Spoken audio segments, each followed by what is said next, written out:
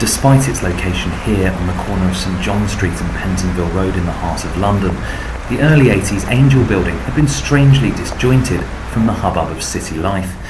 Its reinvention by Allford Hall, Monaghan and Morris for Derwent has reclaimed the space in front of the old building, pushing the block back out onto the street, picking up the curve of adjacent buildings and transforming it into a landmark befitting this historic London focal point.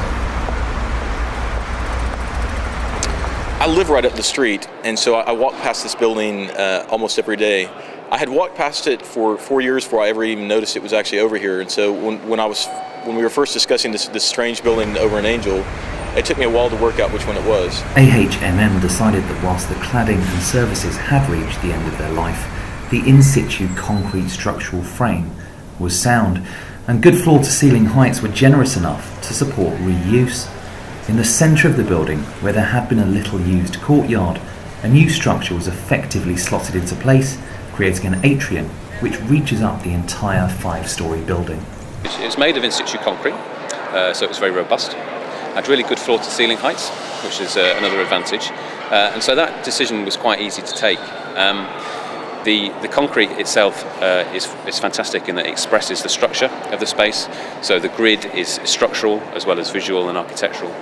And it was obviously critical that we were able to achieve a very good quality finish, because obviously the finish of the concrete as it comes out of the formwork is the final finish of the building. There's a lot of things as an architect that you have to think about when you're designing a concrete structure like this.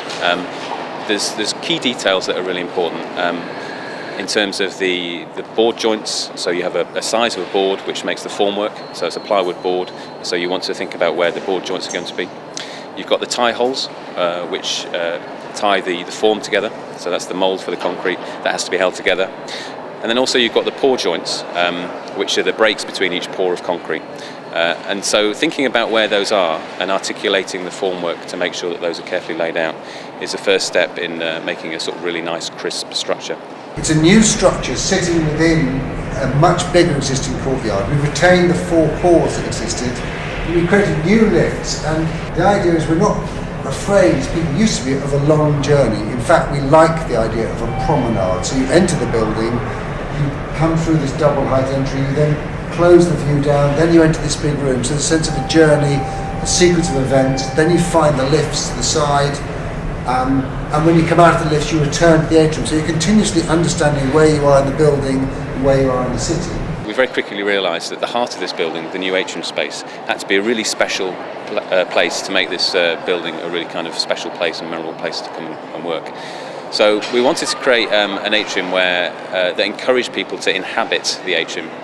So we've basically taken a very simple system of columns and beams, and then we've kind of adjusted some of the beams and columns to create these special spaces which encourage inhabitation and activation of the space, so that you've got an opportunity perhaps to leave your desk and come and sit in the atrium space to have a different view and just take a break from your desk. Now, concrete is a really useful material in that it allows a great deal of flexibility structurally.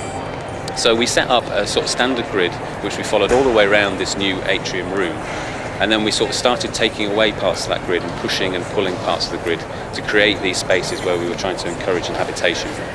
And you can see those all around. So the cafe space, we've removed some columns, which is why we have this great big Virendale truss which is encased in concrete. And then we've put these little balcony spaces in which allow people to just have little meetings, and then larger breakout spaces as you go up the building. So all the way up the building you've got opportunities for inhabitation and interaction in the building. The result finally is a building where people want to be, and one worthy of its location in the heart of the city.